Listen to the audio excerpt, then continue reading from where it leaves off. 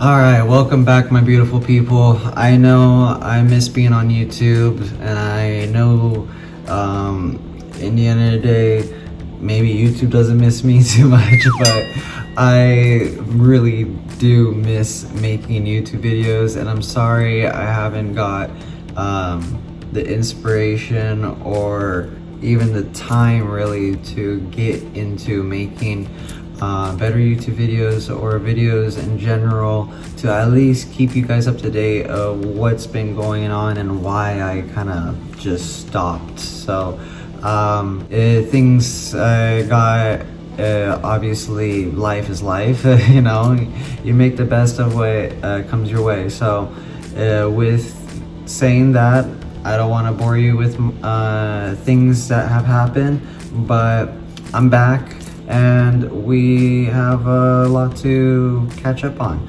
So with that said, here we go. I don't know if some of you've seen, but in the past couple months I've been working with a garage called Rear Wheel Drive.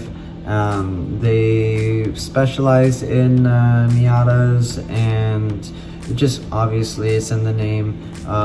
Rear Wheel Drive cars. They're a maintenance slash performance shop, and the owner really specializes in Miatas.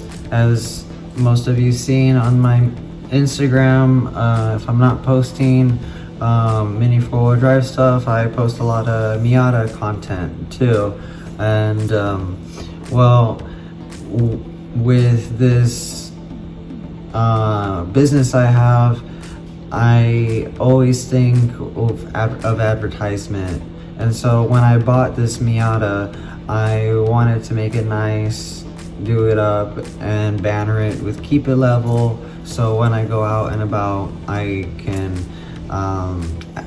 free advertisement, which is exactly as I did. But along the journey of building the car and doing this, I became friends with these guys at Rear Wheel Drive. So they offered me a feature in a YouTube channel that was of another person's, called Toxic TV GR, which he's awesome. I mean, all these guys are great. Great set of dudes, and that's why this all happened. So I was able to get a feature on this guy's channel. He's a big name in the car community here in Greece. So the idea was to get a spotlight for mini four-wheel drive in the Greek community, so they could see how cool it is. And when I actually do open up this shop, it's not just like, oh, you know, you have randos walking in and people don't know what is really going on and what I'm doing here. You know, you gotta be at least you know, you gotta put something out there, giving the people a clue of why this hobby is cool and interesting, other than the graphics, other than the beautiful colors and stuff. So I was able to give myself some spotlight through this gentleman's YouTube channel, and I'm very happy now with where I'm sitting, so I can go forth with opening the shop and not feeling like there is there's no advertisement in a sense, or there's no spotlight in a sense on the hobby. Because again, if you are new to this channel, let me clarify. I moved to Greece from the States. I brought Tamiya Mini 4-wheel drive here to Greece. I opened a shop that I'm sitting in now, and I am trying to make this movement happen here in Greece as it's happening in many different countries. So with that said, pioneering this hobby here, having just this shop for this hobby. And again, it's a hobby, it's not a sport, it's not, you know, a mainstream. So I gotta put a lot of footwork in, and putting the footwork in means collaborating with other YouTubers that are local to here, not obviously to the States anymore or Asia anymore. So I am very happy with where I'm sitting, because the Greek community has now an idea of what these cars are about. You know, with the modifications and stuff, there's a very, very, very big car community and motorcycle community here in Greece, meaning they like to modify. So that is the reason I wanted the spotlight into this community, because these people who are in this car community, motorcycle community, they like to wrench, and here especially, they like to wrench on their own things. Not many people have the money to take, you know, in their bikes, their cars, for an oil change, or even to put on aftermarket parts. The lifestyle is, you know, DIY most of the time, and this is the main reason I seen a big, you could say, light at the end of the tunnel moving from the States here, because there's so many motorsport influenced reasons for people to get into this hobby, especially because racing here, you have a lot of tragic crashes, and the further we get into the years and the less we are able to get a hold of cool cars and cool bikes, you know, you're realizing how dangerous all this is. I myself have been into racing for a long time, over 30 years. I've been into cars and motorcycles. I might not look it, but I am 35. So I've been around the block. I've seen things. So in the end, that's why I also wanted to start the shop out here in Greece, because it gives opportunity to the young community to understand the responsibility of speed and how dangerous it can be before they ever get behind an actual car, motorcycle, even a go-kart, you know.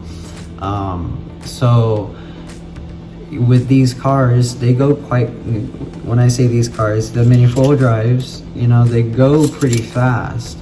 You know, this is just a B-Max. This is tune class B-Max, you know. This is no cut parts. This is just bolt on, and it goes quick. When you go from this to the next level, to this, full on like actual race car stuff, they go very quick. So you get the sense of the speed. And when they course out of the track and they brake, you get the sense of the damages that can occur if you were inside, let's say, this car. You know, you put yourself in that mindset, and so then when you advance to the next level of the type of racing you're trying to get to, as in being an actual race car driver, you have the mentality of when and where to be, you could say, reckless, because there's always a time and place. And so when you learn that as a driver, as a rider of any type of sort, BMX, skateboarding, all these extreme stuff, you need to know time and place. And I learned that at a very young age, is why I was able to go and race and do all this stuff and still survive and live my life and make it to 35, doing all these crazy things. It was thankfully because of these cars I got to understand what was time and place, because back in the day, in the 1900s, we didn't run weights. We didn't run these style of cars. We ran high speed, baby. We ran cars that when they coursed out, and if they coursed out, they hit you, they hurt you. This look at these rollers. Imagine that hitting your shin, you know, or even because they used to course out very fast and high sometimes, they would get to the point of people's arms, necks. Like, this kind of racing in Japan was called fence car racing. And it was called fence car racing for the fact because once they put these cars on the track and whoop, let them go, they literally got behind a fence just in case if they came out, you were safe, and the car would get caught in the fence and burn the motor instead of hurting the standbyers or the racer. So as from the 1900s to now, you have different setup, a little safer, a little bit more reasonable, but it still is the same mentality of teaching you how to set your cars up, how to be patient, time and place. It's really all about that. And once you learn that and realize that this hobby is like a mentor for your future career as a racer, you tend to look at it differently. And that's when I started looking at it differently, because in the end of the day, who doesn't want to become a race car driver for a team or even for your own company, you know, maybe one day to evolve, because that is always the little boy dream that stays with you, even if you're 70, you're still gonna want to be a race car driver at your heart. So with Keep It Level, going from being a mobile mechanic business, which this is my old Keep It Level Kill branding for when I was in the States, I did mobile mechanics.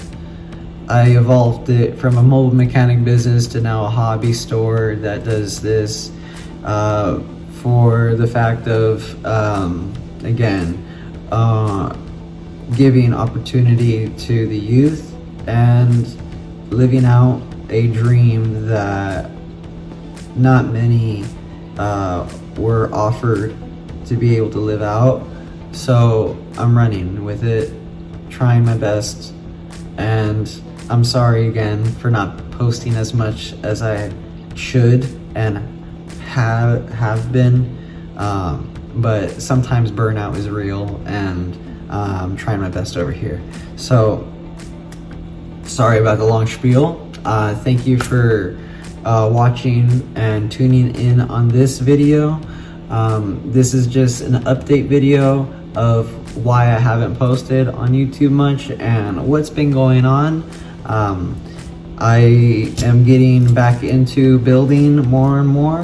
I don't record as much for the builds because it's not, my mind hasn't been clear enough to get into build videos, but I will get back into doing YouTube stuff. I have a plan for the channel to progress it in a way so it can actually move forward instead of being stagnant. So thank you for watching again. Like, subscribe, you know, as always guys, you know the drill. I appreciate you all again. God bless.